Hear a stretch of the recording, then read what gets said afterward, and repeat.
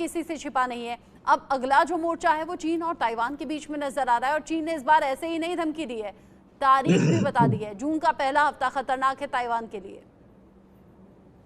देखिए, आपको याद होगा कि जब रूस और यूक्रेन का युद्ध शुरू हुआ था, उस वक्त भी चीन ने ताइवान को धमकी दी थी, और उस वक्त वो कहा था कि जो रूस ने यूक्रेन के साथ किया है वही चीन ताइवान के साथ करेगा, जिसका नोटिस लेते हुए अमेरिका ने चीन को उस वक्त चेतावनी दी थी कि यदि चीन कोई इसी तरह की हरकत करेगा तो अमेरिका अपनी सेनाएं भेजने से चूकेगा नहीं।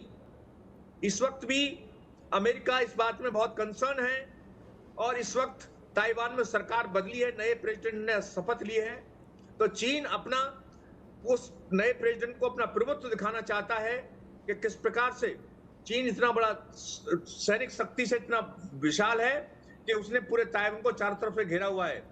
और इस वक्त जब से रूस ने यूक्रेन पर हमला किया है, चीन भी सोच रहा है, क्योंकि रूस ने यूक्रेन पर हमला इसलिए किया है कि यूक्रेन नेटो का मेंबर बनना चाह रहा है, क्योंकि यदि नेटो को मेंबर बन जाएगा यूक्रेन, तो नेटो की सारी सेनाएं उसकी सीमा पर आ लगेंगी।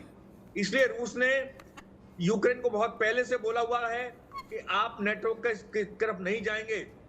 इसी प्रकार से ताइवान और चीन के बीच में, ताइवान एक डेमोक्रेटिक कंट्री है जबकि चीन एक कम्युनिस्ट कंट्री है, और चीन चाहता है कि कम्युनिज्म का प्रसार करते हुए ताइवान में भी कम्युनिज्म स्थापित किया जाए, जिसको कि ताइवान की जनता और ताइवान के जो शासक हैं वो नहीं मान रहे हैं।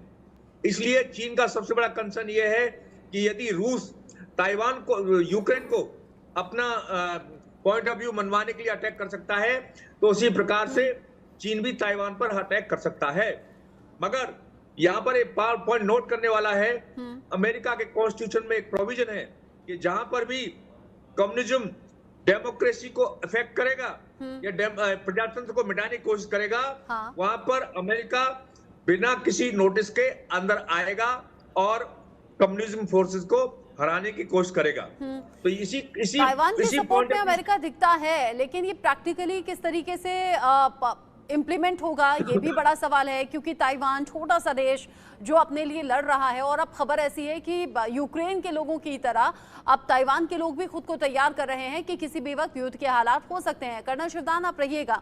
इन सब के बीच में चीन और ताइवान के बीच में तनाव जो बढ़ रहा है उसको लेकर एक अपडेट है। चीन ने ताइवान को सीधे युद्ध की चेतावनी दे दी है, ये हमने पहले आपको बताया।